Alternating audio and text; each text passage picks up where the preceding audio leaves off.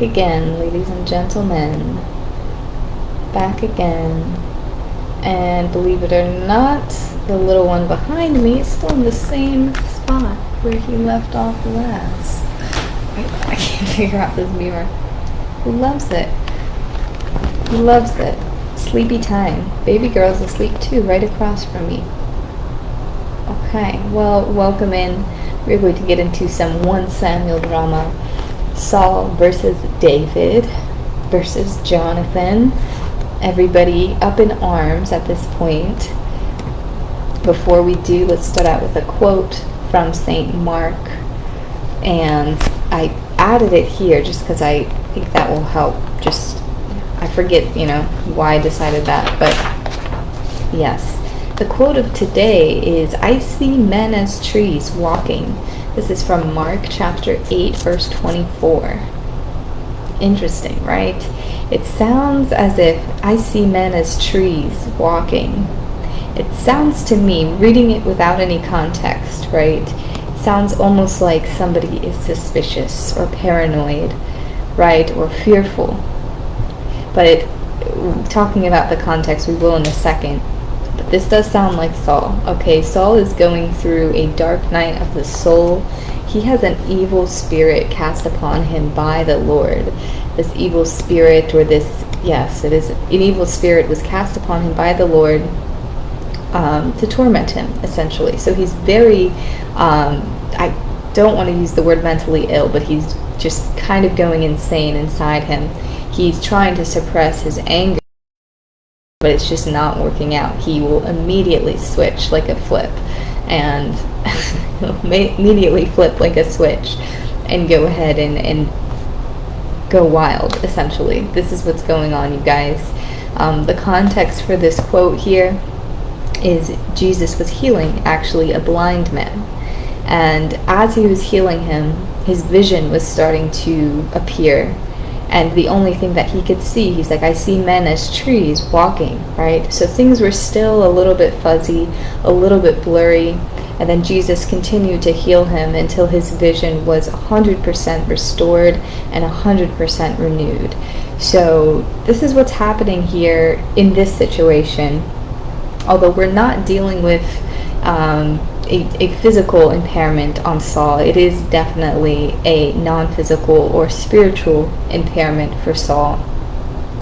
And we'll see what the outcome of this is. It's not going to be as happy as you would like, but again, we're talking about kind of like a disability or some kind of an impairment that's causing your life to kind of uproot, correct? So let's go ahead and get into it without me babbling too much. We have chapter 20, verse 26. And as you remember from last time, David is escaping. He's escaping, and he's not showing up for the new moon feast, as he will be expected, but he's not going to show up. He's running away.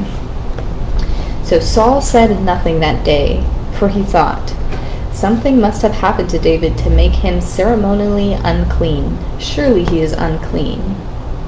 This is interesting here because literally not that long before this, Saul tried to kill David. So he's saying, oh, he's unclean, right? Something must have happened that he's not here. It's like, no, Saul, you tried to kill David. That's why he's not there, okay? But he's just completely in a different realm mentally, okay? But the next day, the second day of the month, David's place was empty again.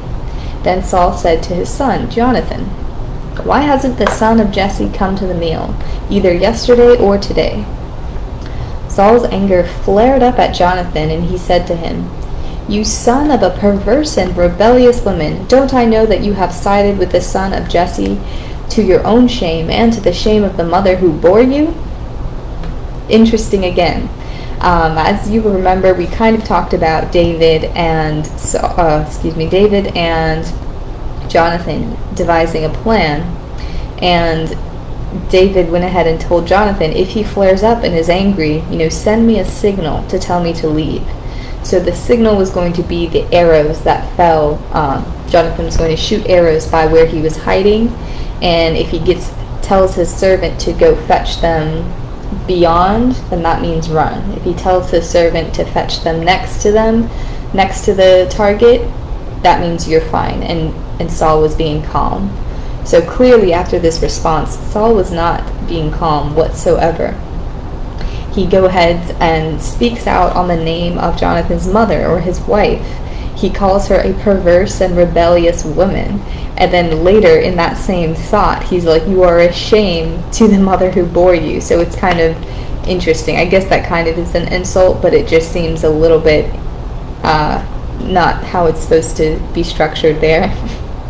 So he's definitely going through it, right? He has this strange vendetta against David. It's out of fear and paranoia, right? That tormenting spirit is really doing its job. So let's go ahead. Anger. All right. So the boy came to the place where Jonathan's arrow had fallen. Jonathan called out after him, "Isn't the arrow beyond you?" David's gone at that point. David's like, all right, I'm out. Peace out, you guys. David went to Nob, to Ahimelek the priest. Ahimelek trembled when he met him and asked, "Why are you alone? Why is no one with you?" Now one of Saul's servants was there that day, detained before the Lord. He was Doeg the Edomite, Saul's chief shepherd. So immediately David is nervous because he thinks he's spotted. He is spotted.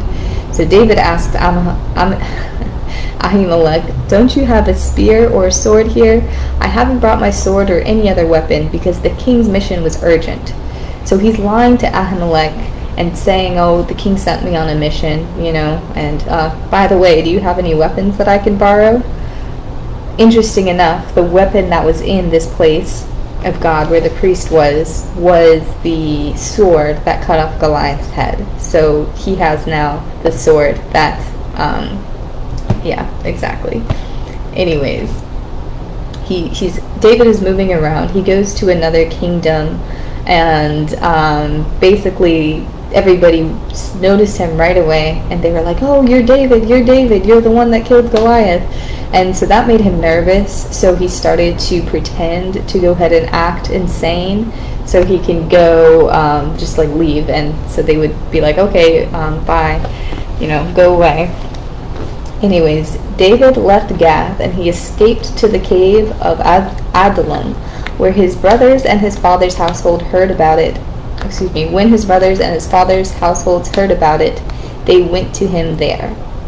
So he did meet up with his family, and when he did, he gathered around 300 to 400 men to garner his support, to have him as, to support him and to defend him against Saul and his army if need be.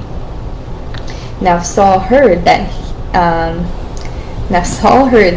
David and his men had been discovered, and Saul was seated, spear in hand, under the tamarisk tree on the hill at Gibeah, with all of his officials standing at his side. He said to them, "Listen, men of Benjamin, will the son of Jesse give you all the fields and vineyards? Will he make all of you commanders of the thousands and commanders of the hundreds?" So he's trying to persuade them to stay loyal to him, and it does work. Or actually, no, it doesn't. Sorry, I'm so jumbled up right now. The king ordered the guards at his side. He said, "Turn and kill the priests of the Lord, because they too have sided with David. They knew he was fleeing, yet they did not tell me." So it turns out Doeg, right, did see David, and he ends up back with the king, and he tells the king, "Oh yeah, I saw David with the priest gave him the sword, yada yada yada." Anyways, so that's why he's commanding them. But it says, the king's officials were unwilling to raise hand to strike the priests of the Lord, which is a good thing, because otherwise that would have been not such a good look for Saul, right? Saul was told that David had gone to Keilah, and he said, "God has delivered him into my hands, for David has imprisoned himself by entering a town with gates and bars."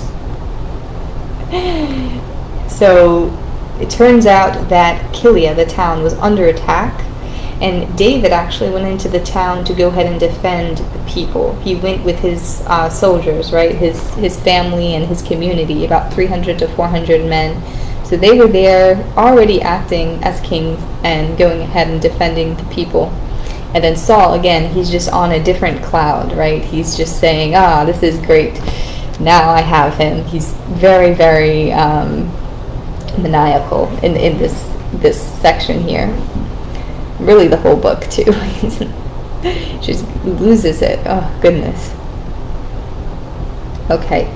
So David and his men, about 600 in number, left Keilah and kept moving place to place. So David keeps evading Saul. He's doing a very good job of just staying one foot in front of the other, one step ahead. He's doing a very good job. It says here, Saul's son Jonathan went to David at Horesh and helped him find strength in God. He said, "Don't be afraid. My father Saul will not lay a hand on you. You will be king of Israel, and I will be second to you. Even my father knows this." So here we go, Jonathan, his encouraging words of wisdom. Again, deep, deep love, brotherly love, kind love. He looks up to David in a way, right? He wants him to rule, he wants him to lead, and he will, help him in that. He can see that. So it's a beautiful story. Their relationship kind of reminds me of The Color Purple. I don't know if any of you have seen the movie or the remake. It was pretty good. Musical style. I did enjoy it. That's kind of like the relationship between Celie and the other sister, right? They are very defensive over each other. They protect each other. And you can tell in that movie especially such a deep, deep love. It's undying, it's super compassionate, and that's exactly the kind of relationship that we have here. Although these two aren't even real brothers, but they, essentially are, due to the fact that they were raised together from a pretty young age. So this is, intense, right? And it's going to even get more crazy. It's going to get even crazier. I did mention on the last video how this related to the new moon. This is right on the new moon feast. We're on the new moon today. We have a great solar phenomena. So I just thought that was so cool how, God's timing is just presenting itself to us, right? We talked a lot about these last few days about the signs of the Lord. I don't even know how many times I've opened the Quran and it landed on signs of the Lord, signs of the Lord. And we're talking about, what these signs are. I was saying, something small, can be anything. And then something like this we have today, reading about a biblical time of the new moon, having a great sky event. And yeah, it seems very, very special. And Ramadan is over tomorrow. We have Eid tomorrow and Wednesday. So I'm so excited to be able to eat nice throughout the day. I can snack whenever I'd like. I can drink water. This Ramadan was actually fairly easy. The beginning started out a little bit rough, especially in the household. There's just, when you're hungry, it's just a lot of tense things, and every little thing becomes a problem. So it was very tense in the beginning, as always, but it actually turned out to be really smooth and really manageable. I'm trying to push myself even more next year, so I'm very much looking forward to that. But again, I appreciate you all hanging out with me and listening to these stories and getting to know the Bible really front to back. That's what we're going to do. We're going to cover it all the way through and, be glad and be happy that we have this experience to learn and grow. So love you guys. Have a great time this afternoon and this evening. Talk to you.